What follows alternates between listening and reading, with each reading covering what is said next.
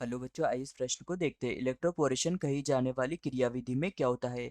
ए, phloem में चालनी छिद्रों से विद्युत उत्तेजन के द्वारा आहार का तेजी से चलते जाना। बी, रात में कृत्रिम प्रकाश के द्वारा रंध्र छिद्रों का खुलना। सी, जीन निर्मितियों को भीतर प्रवेश कराने हेतु कोशिका झिल्लियों में अस्थायी छिद्र बनाना। डी, झिल्ली तंत्र की सहायता से खारे पानी का शोधन। तो यहाँ पर हमें बताना है कि जो इलेक्ट्रोपोरेशन की जो विधि होती है यह क्या होती है।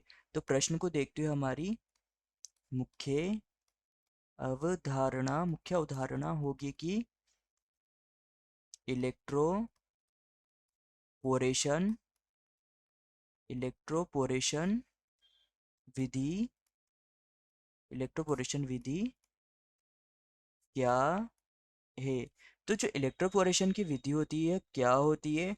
तो इस विधि में या इस तकनीक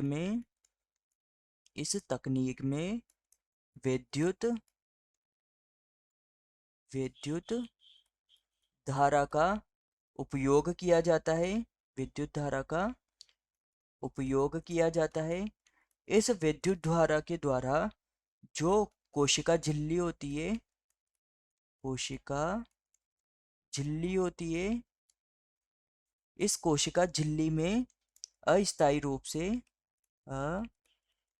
अस्थायी अस्थायी रूप से छिद्रों का निर्माण किया जाता है तथा जो ये छिद्र होते हैं इन छिद्र के माध्यम से जो जीन होते हैं इन जीनों को इस कोशिका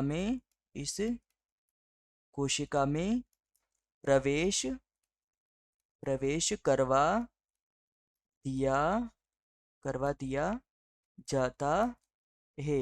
तो यहाँ पर प्रश्न ने हमसे पूछा था कि जो इलेक्ट्रोपोरेशन कही जाने वाली क्रियाविधि है इसमें क्या होता है। तो ए, फ्लोएम में चालनी छिद्रों से विद्युत उत्तेजन के द्वारा आहार का तेजी से चलते जाना। तो यह इसमें नहीं होता है, तो यह हमारा उत्तर नहीं होगा।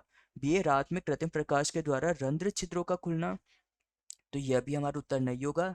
सी, जीन निर्मितियों को भीतर प्रवेश कराने तो कोशिका झिल्लियों में अस्थायी छिद्र बनाना। तो यहाँ पर जो कोशिका होती है इस कोशिका में अस्थायी रूप से छिद्रों का निर्माण किया जाता है ताकि जो जीन है इनको इस कोशिका में प्रवेश करवाया जा सके। तो हमारा उत्तर होगा उत्तर सी। डी, झिल्ली तंत्र की सहायता से खारे पानी का शोधन। तो यह खारे पानी का शोधन भी नहीं होता है, तो यह भी हमारा उत्तर नहीं होगा।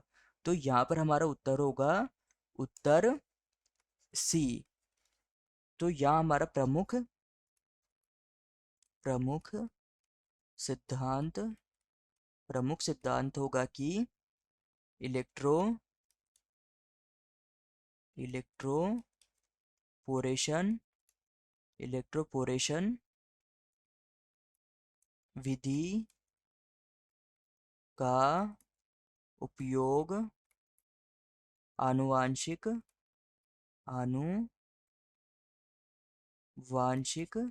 अभियांत्रिकी